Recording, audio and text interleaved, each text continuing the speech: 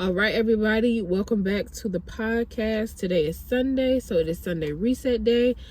Do your Sunday resets. Let's clean the dishes, clean your house, meal prep, wash clothes, get the kids ready for the school for the week. Let's do it all. Let's reset everything so that we can have a nice smooth week household wise, because we know outside the house, well, even sometimes inside the house, everything is unpredictable, but it's more likely unpredictable outside of the house. So let's get our Sunday reset going.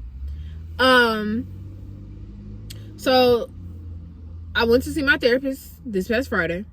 And me and her talked about the situation at work that I talked about in the last episode, where I was saying how, the comment was made. I didn't like the comment. And what she was trying to get to the root of, why did it bother me so much? Like, why was this situation still irritating me? And there was two things that were still irritating me. One, I've had a friend, I use air quotations when I say that, I've had a friend do that to me before, ignore me, walk past me and ignore me, and we were supposed to be cool. And not only were we supposed to be cool, we've had multiple conversations about if we had an issue with one another, to approach one another about it and not let it sit and stew. And I think for me, it irritated me when it happened, when this new situation happened, because I'm just like, that, I don't want to say it was a trigger, but it did take me back to that feeling I had with my actual friend when that happened. So that was the first thing. And then the second thing was, I was irritated because it was trying to be made to seem like it was my fault, or like I was still dragging on the situation, when that is not the case. My therapist did mention, like, I want you to think about how you said she has an avoidant personality, and how she, and how she took accountability, and then how you're reacting. She said, nobody's saying you're wrong. She said, it's not your responsibility to, not make it awkward. She said, but she said, you have to think about it from her perspective. The fact that she did not avoid the situation and she took accountability, and now you're being distant from her, that could possibly hinder her future-wise with you or anybody else to make the appropriate apologies because of the reaction that she's getting from you. And I said, okay, I can receive that. I can understand how that makes sense. Because she took the accountability, she did apologize, and she expected everything to go back to normal, when in all actuality, I've been like short with my answers, dry with how I respond, and like distant. But for me, when situations happen, I have to distance myself. And I don't think people know that about me. Like, I have to distance myself. For me, like for me to get together. So I did think about that.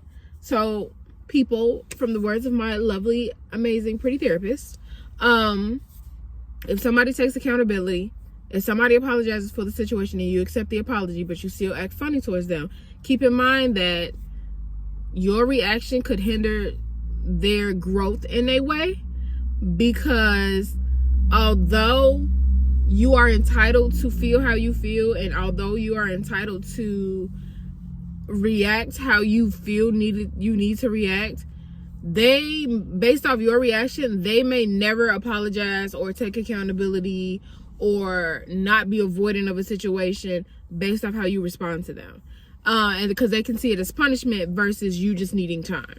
And that's what I learned about that. So those were the two things that, like, I took out of therapy, because we talked about it. And at the end of the therapy session, she was like, I'm so glad, like, you haven't hurt nobody yet. I'm just like, why does everybody always say that? I guess because I have a strong personality. Like, it may not seem like it because I'm here, but like, I have a strong personality and a loud mouth. Not intentionally loud. Sometimes I'm intentionally loud when you piss me off, and I'm working on that. I haven't been like intentionally loud for real. But yeah. So that was my therapy session. So this week's episode, I want to talk about feeling disconnected. I didn't prepare for this episode at all. The only thing I have is a quote for the end of the episode. So I didn't prepare. This is literally off the top of my head because this is how I've been feeling. So I'm gonna get like really, really personal, really, really, well, not super personal, but personal enough. Last year around this time, I was still working at my other job when I had first got my new job that I'm at now, that I do work overnights. And that old job, it was toxic energy in that job. Like, it became like, it was toxic energy before, but it was manageable toxic energy where I was able to handle it and, you know, make situations better to where they weren't so toxic. And then as it progressed and we got new management that came in, and me stepping down from management, that was harder and harder to do. And that mentally took a toll on me, like, bad. And to where I ended up finding a new job and I left, which is how I'm at the job that I'm at now. But before that happened, I worked in retail. So, you know, retail goes based off hours and projections and all of this other type of crap. So I wasn't getting the hours that I needed to pay bills, credit cards, phone bill, freaking car note, car insurance. I wasn't making enough to do that. Like, I genuinely wasn't. I was doing Uber for a good amount of time, actually, just to be afloat. And if you ever done Uber in any city, in any state, you know, like, you could make good money doing Uber. And I did. I made good money, especially if I started early. I would do it until I picked up my son from school. I would drop him off and I would set an alarm to where I would stop, or I could set it in app to where I would stop, and I would make good money, especially on certain days and in certain areas. So that's how I was staying afloat with my payments. I had to just let certain things go. Like, I stopped paying my credit card bill. The only two main things that I focused on was my car note, and I guess you could say my phone bill, because I was playing a job, so I needed them to call me. So my car note was the top thing that I was focused on, but in a sense I wasn't, because I had stopped paying it for 2 months. And my car note isn't that high. It's $358, which is manageable for me. I didn't want to go higher than $400. So when I traded my first car in, so it was manageable for me. And I ended up not paying it 1 month, like, oh, I could just pay it, you know, I could pay it next month, I'll catch up, blah, blah, blah. Next month came into 2 months, and them people was like, we ain't even finna do this. We finna nip this in the bud now. You got until blah, blah, blah to pay, or we're going to go repossess your car, pretty much. And I remember that feeling of getting that letter in the mail. Honestly, the first payment I missed, them people was really on my ass, okay? These lender companies don't play. They don't play. So they were really genuinely on my ass. The first time I missed the payment. They were just being nice. So what did I do? I ended up getting my job in October. Went for orientation, was working, was getting paid every week. And I was slowly but surely starting to catch up. And then I remember at my old job, I still had PTO that I hadn't used. So I remember the week that the kids went on Thanksgiving break, she put in PTO for that. I didn't ask her to put in PTO for that, but you haven't been scheduling me, so you did something without my consent, but whatever. So when I got paid from that job, I'm like, why do I have, you know, $600 coming? Why did I get paid $600? Look at my paycheck stuff. She paid out half of my PTO for that week.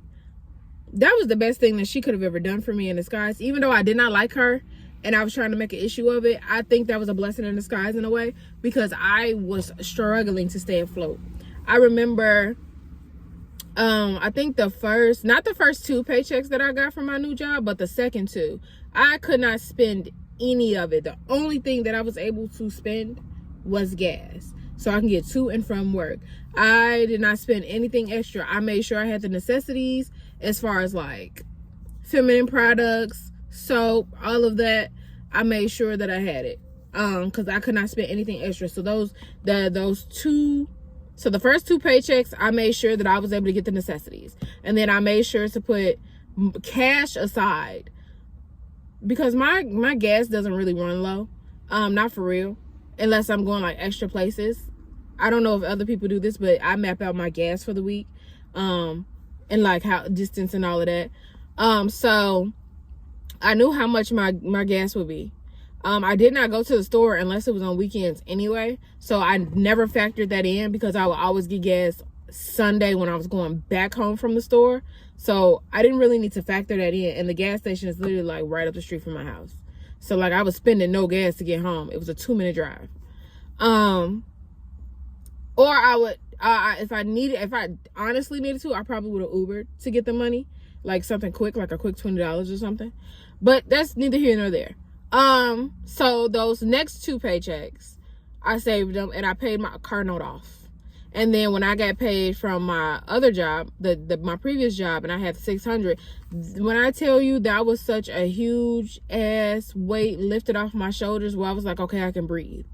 Like I don't have to have a fear of my car being taken and me not being able to get my son to school. Well, obviously I'm going to always find a way for something. And I don't think I told anybody this. I didn't tell anybody this. I think I told 2 people this. Like 2 people that were close to me, I told them this. And one friend was like, damn, Kay. And then the other friend was like, it's gonna be okay. Like, you got it. You know, you have your plan in action. You're gonna figure out what to do.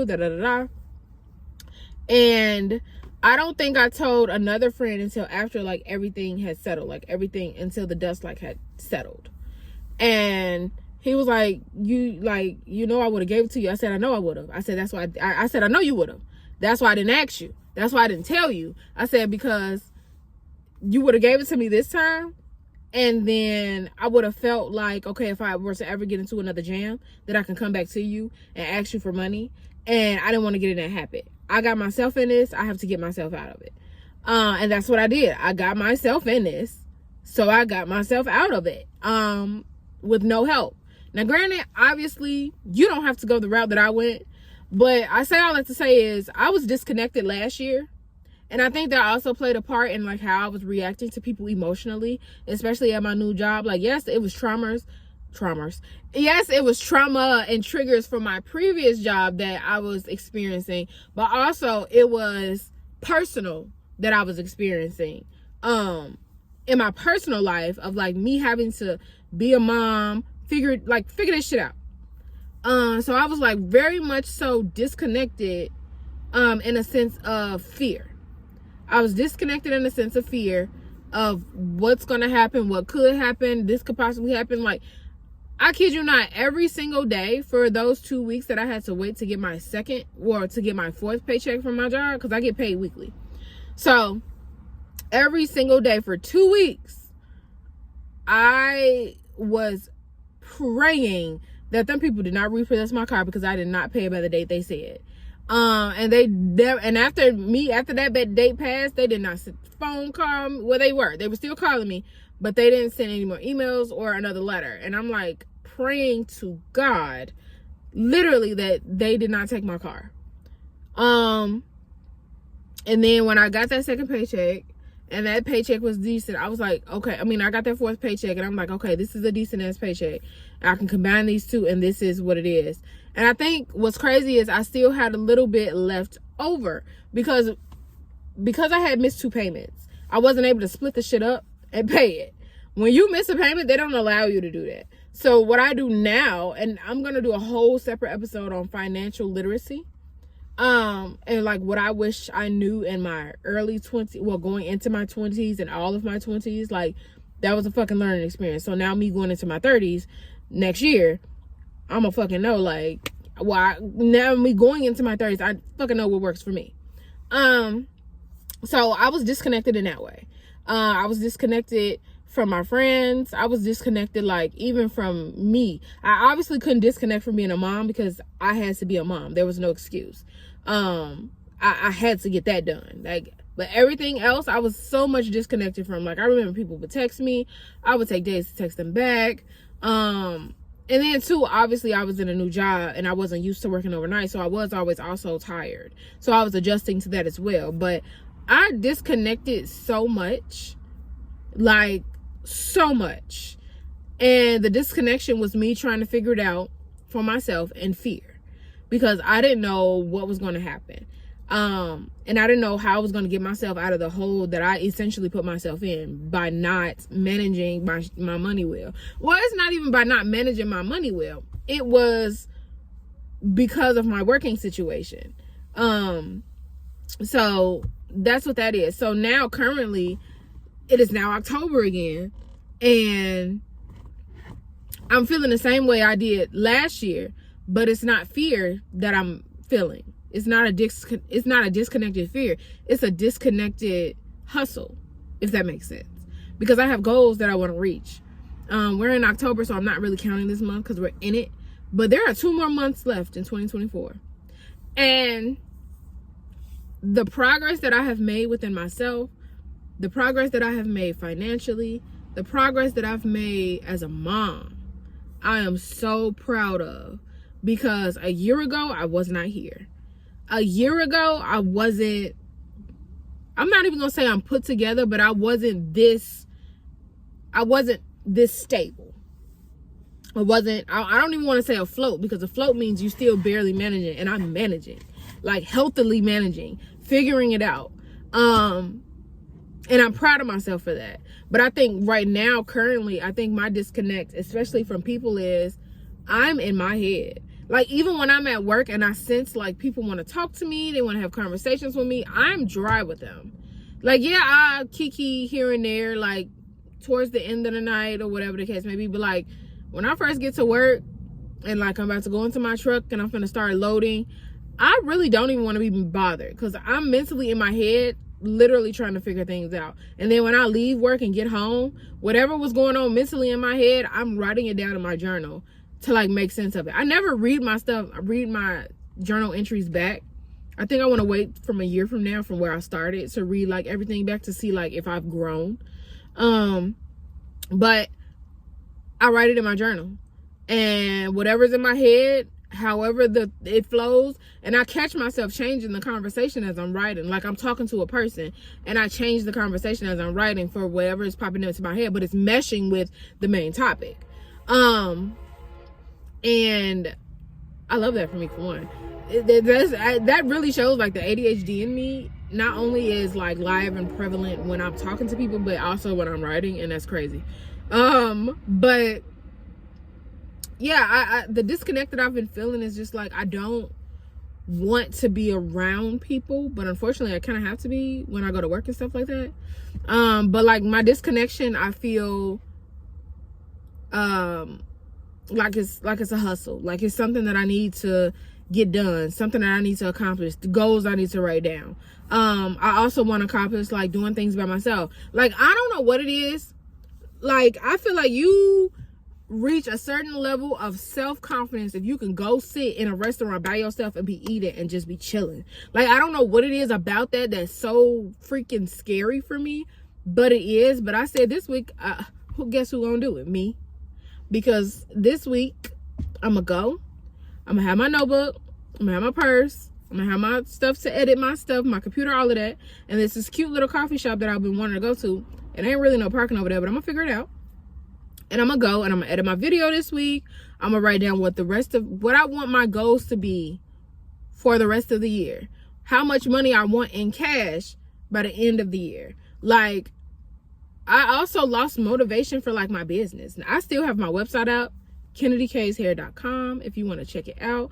But I also want to write out a rebrand, because I feel like my website is all over the damn place. Like, I feel like I'm focusing on too many things. I have wigs, I have lip glosses, I have lashes, I have bundles. I want to dial it back and like minimize it.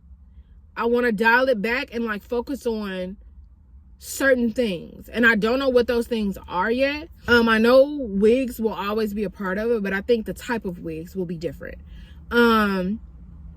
because I feel like it's more feasible. I try to like connect what I do in my day-to-day life to how I want my business to be ran, as far as like product wise, like something that's feasible for the working woman, if that makes sense. And I think too, a part of why I feel disconnected is because I'm also starting to get back to the girly side of me. Like, I'm a boy mom. So like, for me, getting dressed is throwing on some leggings, throwing on a graphic tee, some gym shoes, sometimes a baseball cap, especially if my wig ain't glued down, definitely a baseball cap, and walking out the door. Before, I didn't used to really do that. Like, I would actually like throw on some jeans, a nice top, you know, throw on some lip gloss or something, do my eyebrows, make sure my hair was at least freaking combed, and I would go out the door and look somewhat like a girl. Me being a mom, and I think too, a lot of that is a lot of me like disconnecting and like trying to, I think the disconnect is to reconnect with myself. Like, even with dating or like to date, just period, I let it go, because I just feel like, for me, I can't date you or date anybody if I don't know who I am, if I can't identify who I am. Now, I'm not saying like I don't mind like going on dates here and there, or like, you know, engaging with people here and there, but like, I can't take anybody seriously if I don't even know who I am and what my identity is for myself. And that's what I'm trying to figure out. That's what I'm trying to buckle down on. And I feel like me disconnecting is actually me getting closer to that, which sounds kind of backwards, because you disconnect from people that you don't want to be with, or not you don't want to be with, you disconnect from people that you don't want around. And that's 9 times out of 10 for me, that's not the case. I'm disconnecting because I'm trying to figure out me and who I am, because I know I have a bad habit of not doing something because I'm not doing something with somebody else. So like, if I make plans with a friend and we say, hey, let's go to Uncle Julio's and go eat, and you know, she cancels on me either the day before or whatever the case may be, I want to be able to be like, okay, well, she canceled on me, that don't mean nothing. I'm gonna go, and I'm still gonna, you know, do it regardless if I'm by myself or not. I want that level of self-confidence, and I think I'm gaining that, and I'm getting that, and I'm loving that for myself, because it's just like I'm gaining a level of, I'm gaining a different type of self-respect for myself. I'm gaining a different type of self-confidence for myself. I'm gaining a different type of look for myself, if that makes sense. And I don't mean physical wise look, I mean mental, actionable, all of that, right? Don't get me wrong, I'm gonna have my days where I want to throw on a hoodie and some leggings and a hat, and I'm still gonna be cute like I am now. But I think too, I want to get back to doing the things that I was doing. Like, I used to get my nails done every now and then. I want to at least do that once. I think I'm gonna wait till the holiday season to do that though, like around Thanksgiving or something. I want to get my nails done. I want to do my lashes again. I used to do strip lashes, and then I haven't done them in a while. I learned how to do my makeup over the summer. I know how, but like, a girl still needs to practice. I want to see how it looks with like a wig, because all summer I had braids in my hair, and I don't like how makeup looks with my braids. So like, those are little things that I want to do for me, not for anybody else, for me. So I think that's what my disconnect has been. So any of my friends that are listening to this is why I have not responded to your text messages. So I do apologize. But it's nothing that anybody did. And I think too, me reflecting and being able to talk about this now on the podcast and connecting it to the situation that happened at work, I think I was looking for a reason to disconnect anyway from her, because I know she likes to talk. And I know she likes to come into my truck and this is that and the third, and like have conversations. And I think for me, that was, I saw that as a out for myself, because I didn't want to be mean and be like, I don't want to talk. Like, I didn't want to be mean. So I think I used that situation that she did, even though it was fucked up and I didn't like that she did it. I used it, for me to disconnect from her, because I think that was the last person that I actually needed to disconnect from, was her, because she was the only person that was like actually trying to hold conversations with me where I couldn't just not respond because she was in my damn face. So it's nothing against her. It's really not. I do appreciate her apology. I appreciate her accountability. I appreciate her not avoiding the situation. I think, and I probably should explain that to her, instead of just letting her feel like I dislike her. Because when I'm dry, I could be very fucking dry. And I don't want nobody to feel like that. So I probably need to explain it to her.